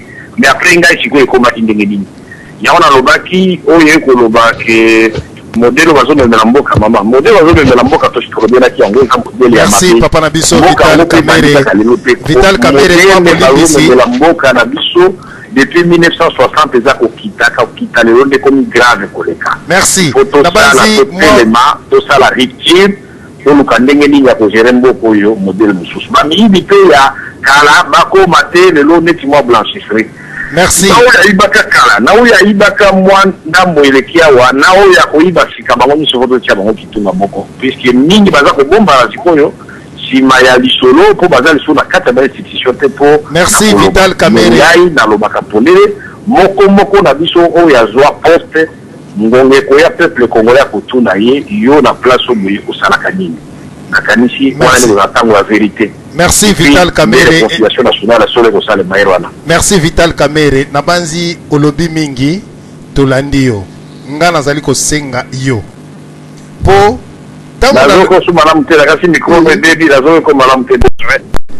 nalobi boye soki ozali kolanda ngai nazali kosenga na yo soki okoki kolinga parce que ntango nalobi bamama bazali ebele na ligne awa baza na besoin basolola na yo soki oko autorisé ke ba mama batuna mituna pamba te tolobaki na 22h juste wana to clôturer l'émission na biso mais ba mama nazali na bango ana nzela ya singa tango na lobi ke bo ba mama bo benga ba benga okolexa sous maman moko puisque ngai fait au moins ça fait quand même un record émission na yo to sali 3 heures de temps d'éviter so mutu mo ça la 3 heures de temps na yo na émission. Merci Nabanzi ba mama bazali ebele répondre et puis to conclure pingape ndoto ya kanzo pende konanga. Merci ba mama bozali ebele nazali koyeba te na pesa nani maloba bozwa kaka bochela ye makelele bino nyonso boloba bochele makelele tia ko banda koloba ke mama boye le mama papa Vital na lingina tuna question mo kaka eza mke mpuse penza yo na kombolo na mama nga mama Kalemba na benga na mboka Allemagne nangika na tuna yo par rapport à nyonso ndenge olobeli biso lelo nazaka na question ya mke kana tuna ke est-ce que banda avant élection jusqu'à lelo aussi bokutana na papa Chichi po bomeka ko sangisa mayele na bino ba stratégie na bino poto avancer na lit na biso ndenge omeki ko sola na biso lelo na ebite so bokutana na tote omeka na ko limbolela biso. Moi question mi balé so na merci mama na biso sukana na moko na mama na biso ba mama bazali ebele iyo lobi de question mama na biso mama na biso soki lobi question moko meka ko pesa ba ko misusu pe baloba tokoki kozala na kanambe 5 ans lisusu to toza on a moins espoir à kolongola ye avant 5 ans. Merci Nzamba Pambola yo. Merci Nabanzi. Merci maman Nzambe pa Pambolo mama. Vient na biso Etienne Tshisekedi azali lokola monima. Kokutana na ye eza nango problème te. Kosolola na ye to sololaka puisque ye il faut to épargner ye mingi, to exposer ka ye mingi te. To sala ka ba réunion na ba collaborateur direct na ye na tangelo ba komo na bango mais loko na kosepela mingi nde na senga te na sinalisaki ba collaborateur tout 14 asko na réunion moko évaluation poto koma auto bengi siko fait de route na biso pour continuer bitumba ya mibale biso ki tokotikala na président Kabila pendant 5 ans bitumba na biso na bino mama ezali oyo victoire ba ibaki biso eloko foto telemela yango yango na tolobaki et loko ba bengi stratégie c'est une chose mais on va bengi tactique eza loko mususu mabe na biso ba congolais tolobaka mbango eloko to sala okomona eneme saibi déjà makanisi na biso na programme na biso donc so balobi na radio lisolo awo esili wana anera kanjango déjà libela donc zalaka ka na bondimi mama bitumba ezali makasi mais bana nzambe na nguya nzambe bakolonga kaka. Merci. Papa Kamer ngai mama Nunu na kotuno la lombango Nabanzi mama Nunu eko na ebite soki bozali koyoka ngai mama Nunu na kotuno la lombango papa Kamer na kotuno la lombango po Kalombo Freddy alobelaki biso ke yo za mwana ndako soko za mwana ndako avant un mois ya élection soki na bosanité yo zalaki kuna na kanambe bosololaki makambo zelekaki bien donc à toute heure yo kokende kuna oko kosolola na ye eloko na kosenga na yo kende kosolola na lokolo za mwana ndako lobela ye akende parce que eza ye mutu avandi wana te politique nyonso bozoba ba papa eza pamba toyebi ke ezali mindele bavandi mabele na biso minere na biso bango mutu avandi si ye wana kende kolobela ye yoka mindele kima na yo lokola kuna batale alaki congolais akomaki sur rwandais voilà to mususu tangada batoloki déjà asakimi akomi mususu rwandais po bakange ba venir na CPIT papa na mutula mingi te yanga yangwana e bon merci mingi mama na koloba ka boye na mama bozana poto mais mama nono na yebi na ndi na yo ki kompo bozana poto mais bino pe bozaka pe sa discernement ya solo moto neti Francis Kalombo alo makambo bozwango pe au sérieux mais soki ngana za ya bango basingaka nga mikolo nyonso pona nini lelo yo oyebi ke ba élection ta elekaki na Masisi moto agaki na Masisi ezali député na biso Bakungu est-ce que oyebi place Bakungu azali chiko mama Bakungu condamné pour une année à la prison. Il y a solo mutamona Kabila bakangire ba député na ye et le boza koyi ba tena milito na zolo banayo na koloba pour les radio solo boyo kango. Je suis le seul oya tikala na vie na ngabo bimboyo locataire yanda kwa l'état pe na futa ka loyer régulièrement. Ndako ebiki ponga raza na katiba misusu tu ba tia na kombo na bango. Mais pour me récompenser le loba yelinga facture ya SNEL retiens bien souffle la yo maman na kutia mon internet comme on a mobabi caméré il faut foutre 14 millions de francs congolais donc $20,000 ya facture SNEL tout ça parce que balina longwa ndako basi batekela ngo déjà mutu moko na kati na bango menga pe na lobi Caterpillar na garde républicaine boya kolongola na lupango yo na kovandela ngo ngana mona ka été pour comment on a journal que maman nono aza na poto asengi maman nono papa na pati yote na yoka na ngai mama na bombangu mama yoka azo voyager te secrétaire na voyager bakangi ye mais yozo bima bima ozo bima kwani parce que za mwana ndako papa bongisa orso likambo wana tokosenya na yo. Mais Mama zalaka pe quand même na bolingo na bana puisque le ozo no bana zo sanga. Lingo mingi papa parce que non na tuni na ngina tuno sikoboye le quoi la Félix Tshisekedi abimaka zongi aza pe mwana ndako. Tolo bana na pe kana. Ayebi te so Félix Tshisekedi banda ye poto zongi. Na yebi te so sa binia zongi. Na yebi te so na yebi te. Awa cardinal akina kazongi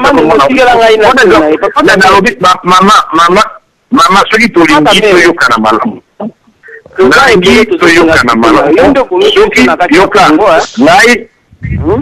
yoka nano eloko pas violer basi na Kivu omemeli biso ba Rwanda papa Kamere ngala za mwana Kivu na zola papa jana tanu all na Kivu toza kokufa bazo violer basi yondo zali na omemeli biso ba Rwanda na kati na mboka anatendaka yo za mwana Kivu oyebi batusi ke baninga ko diriger bato papa Kamere liwa oya bato ya Kivu ngala zebisa yo atanko mwana Kivu makila ndenge baza ko violer bato eza na mutu na yo atanko soko za mutu ya Kivu ya solo oyebaki bien ke nani Hippolyte azali Rwandais oyebi pe comportement ya batusi ndenge bazalaka même na bauto bana Rwanda bazana pasi ndeko na mobali ndenge nini yo parvenir ko soutenir Hippolyte na mutu ya Congo po yebi batusi bien caractère na bango lelo siko bazo boma basi baza ko violer basi na yebi te soki na kotuna yo ezali viol bien nini po yo po za mwasi na ndako soki bazo violer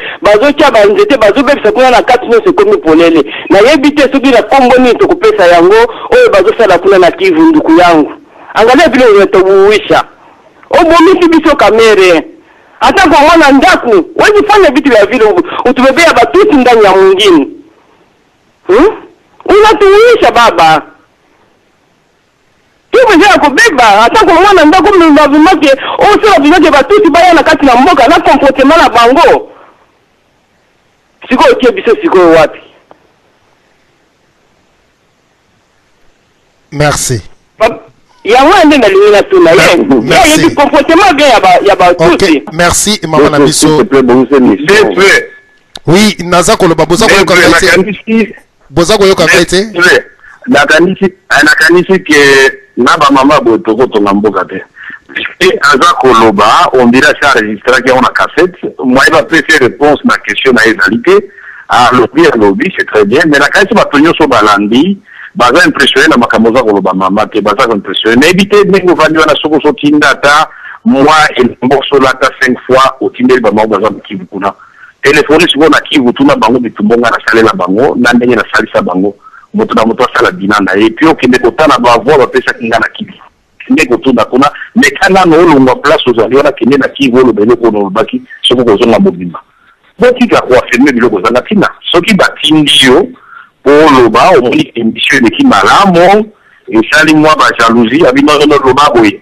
Yo maman de nos loba na assurer que oza mutu ya PPRD, na confirmer yango na ko vérifier et l'obéri d'ailleurs na sentir que oza mutu ya PPRD. Pour ce que oza mutu ya PPRD, on dit bien que Kamere a le moitié l'Assemblée nationale parce que boya ki barande ba kota. Si ko baloli yango, o twa te mosani mama. Oui, que Kamere tango bitumba kende ki pour quitter un avion na Kivu na buka va petiti ya kita. Deuxième fois na kena kiti na makasi puisque faut na kende pendeni ya bande kona ngai o baza ko souffrir yo za la photo na na kita na place bazali tina ba mboka mike na ile système ni bazo vivre na mokuna. Na ke tina hôpital ba femme violée la sali madon na ki ko mona bango plusieurs fois za na Goma et za na na Bukavu. Mais si yo sala ni eloko moko te. Donc on peut pas kabilo bela te eloko zo ebate.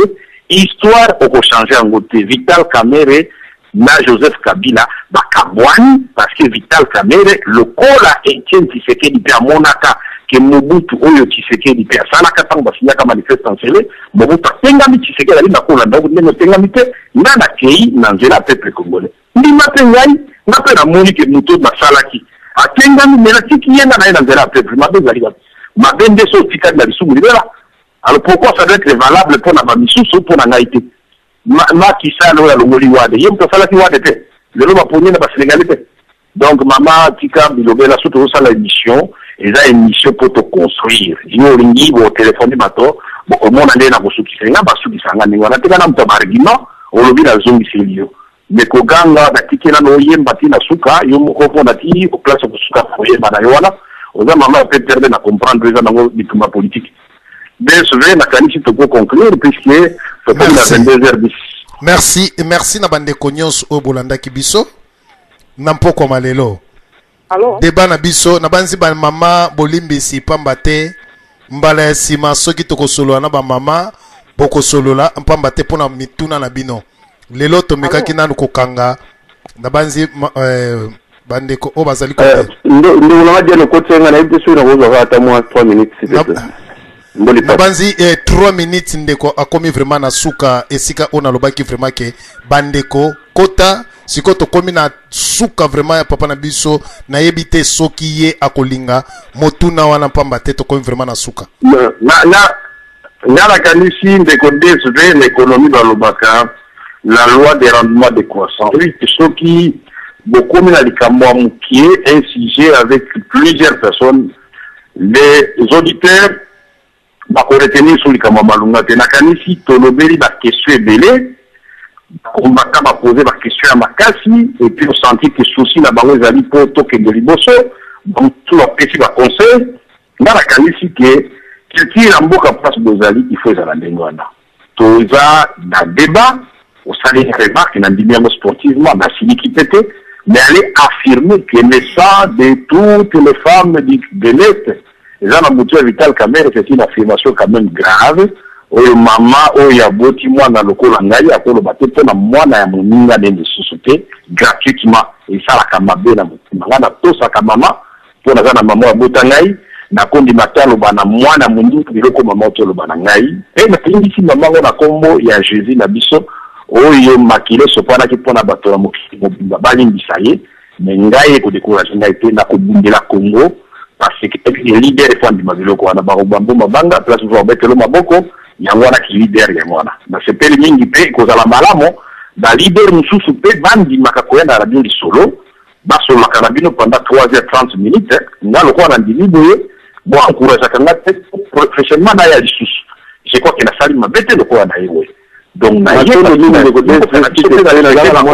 message à la combattant mon message s'il te plaît Nabanzi papa na biso bokoye ko limbisa vraiment to komi na suka message ya ba combattant soko lingi yakei otikali ko pesa message ya ba combattant ego senga ndeko yo kango ya Congo na bolinga Congo ko mabolimbisa Nabanzi papa na biso non je peux suivre okay. Na kanisi de sur côté kan de kwaza combattant kan na message c'est très important pour l'endayer problème les auditeurs aux organiser ya pesa message pour yoka ceux qui ont la réponse te repose sa réponse faut prendre ma message il y a un de ton mboka ngona na banzi po to respectaka soko lobi ba mama bazalaki na nzela ya singa na witi ba mama ba witi ko bima po bazwaki liloba te yango moni na meki mwa muke kotika bandeko merci mboli pasa lokola apesi déjà ozana maloba matondo en tout cas mbote mingi ndeko na biso Vital Kamerhe message za raboye za ngo simple omoni ngala africain dans la message on oublie bien que soki un Camerounais ou un Éthiopien aille à travailler plus que Congolais en tout cas wana naza na simalayo vraiment oui to petaye maboko to ndima même vous à travailler na pour les Congolais omoni biso ba oyo to nimaka Hippolyte Kanambe depuis 2001 parce que tout le monde est bon malgré tout tu vois que moi la Kabila papa boy tobité comme ce sera travailler bien et ça dans le côté mais tanyo so o ya sali na Congo et loko moko ya malonga ya salité à part ko bon abande bona biso ozo pande ko na Kamerhe donc on a esprit à bien je suis naza d'accord na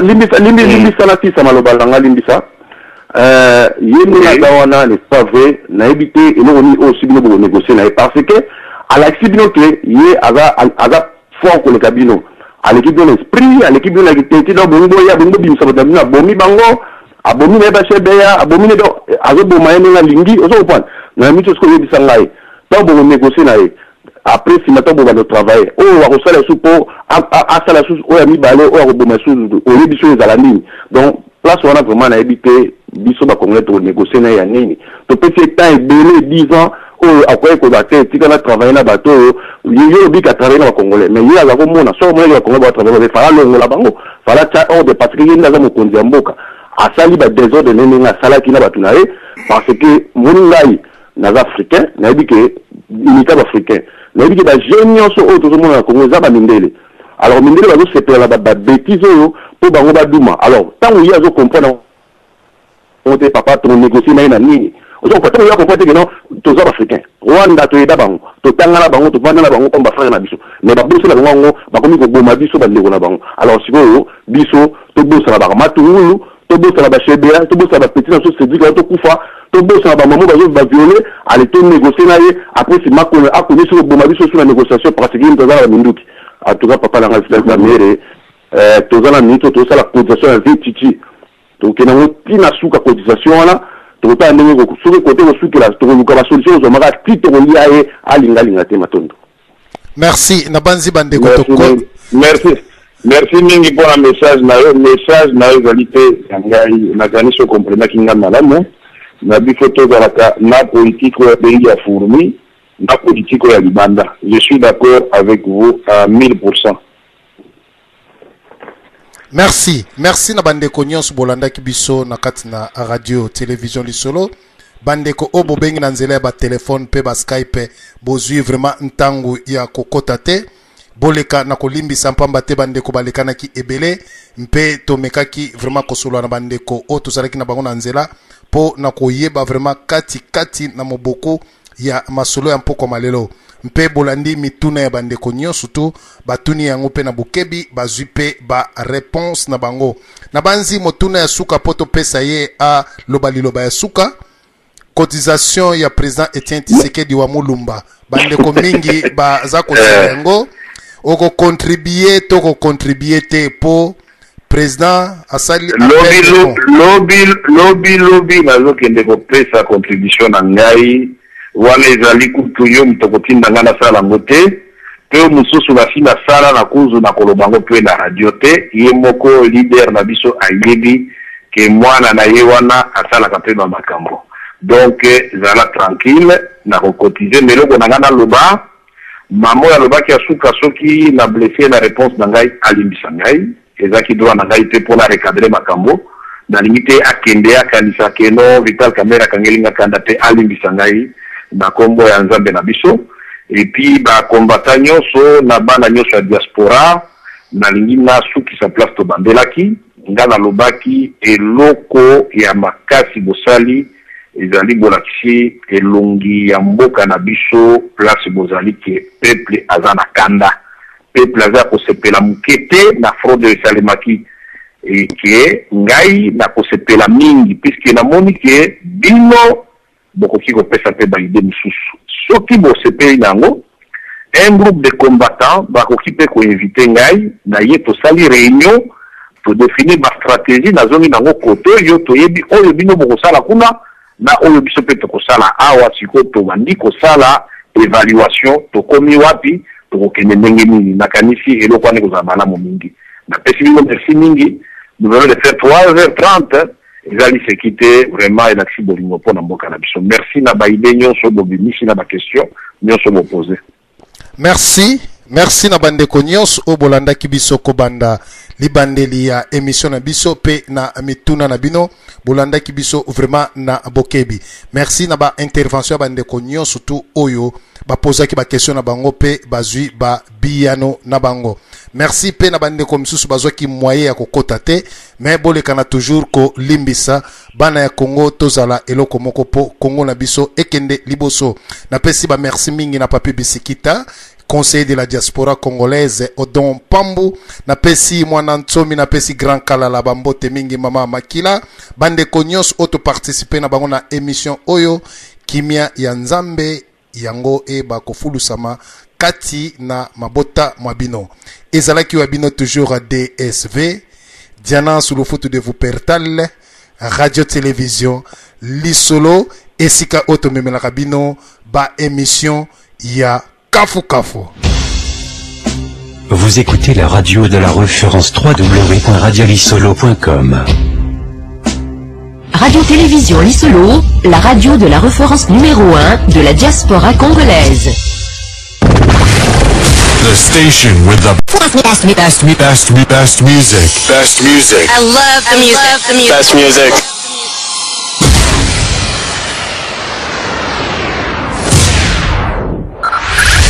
Five, 4, 3, 2, 1.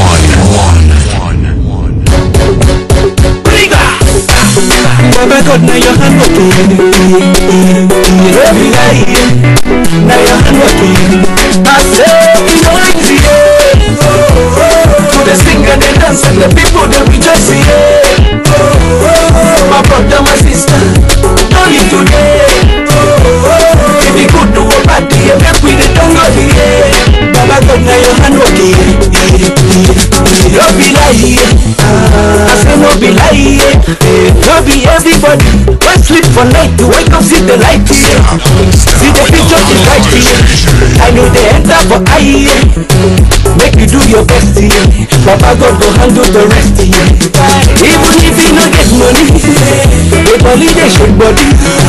No need to get your body. If it no be God way, that's gonna be the dead body. Nobody be no baby. When you fall, you go stand up again. You try them again, again and again and again. Cause you know easy, to the sing and the dance and the people they rejoice, my brother, my sister, only today. If you could do a party, make we the tongue of the air. Baba God, now your hand working. I see my people on a good day. Nobody wake up for this world to suffer. On a bad day, now you come today, another man tomorrow. My brother, which kind of life with this day? Everybody getting always to follow. Try, but you know easy, you know easy. Even if you don't get money, they call it a shake body. No need to take their body. If you know be God way, that's gonna be me dead body. Nobody be no baby. When you fall, you go stand up again. You try them again, again and again and again. Cause you know easy, to the sing and the dance and the people they rejoice, my brother, my sister, only today. If you go to a party, make we the tongue of the air. Baba God, now your hand working. Bring it back.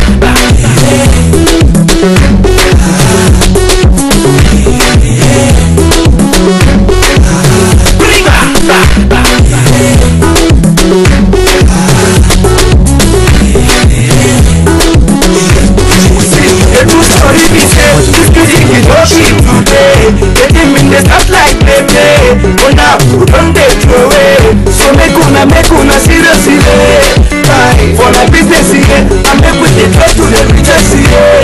Why? Cause you know easy. Even if you don't get money, they call it a shake body.